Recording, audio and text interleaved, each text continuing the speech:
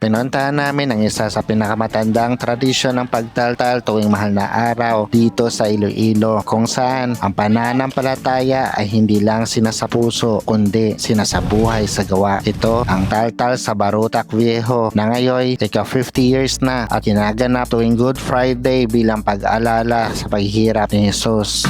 I'll tell you one thing, I've never been much for rain, and it's not my place to give advice.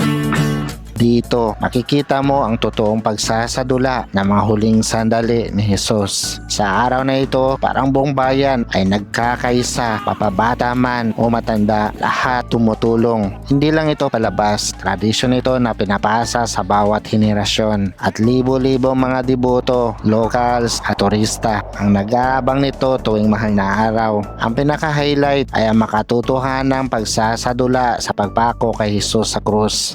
Sa ilalim ng init ng araw, makikita mo ang sakripisyo, hindi lang sa eksena, kundi sa mga taong gumaganap. Sa sandaling iyon, napapatahimik ka na lang. Hindi mo lang pinapanood ang buong eksena, kundi tagos sa puso. Pagkatapos ng mabigat ng eksenang iyon, napagdesisyonan kong magpahinga sandali at i-enjoy ang ganda ng Barutak Viejo. Kaya dumiretso ako sa Napana Falls. Pagdating doon, ibang pakiramdam naman, tahimik, presko at relaxing. Marami ang pumupunta dito para mag-relax at magpalamig sa tubig na umaagos sa sapa. Wala sa bulubunduking bahagi ng sitio Nagpana dito sa Barangay Lipata, Barutak Viejo.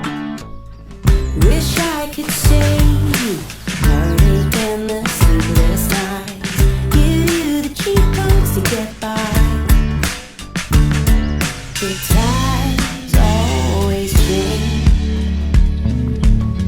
Ito ang Barutak Viejo, puno ng ganda, mayamang tradisyon at pananampalatayang patuloy na nabubuhay.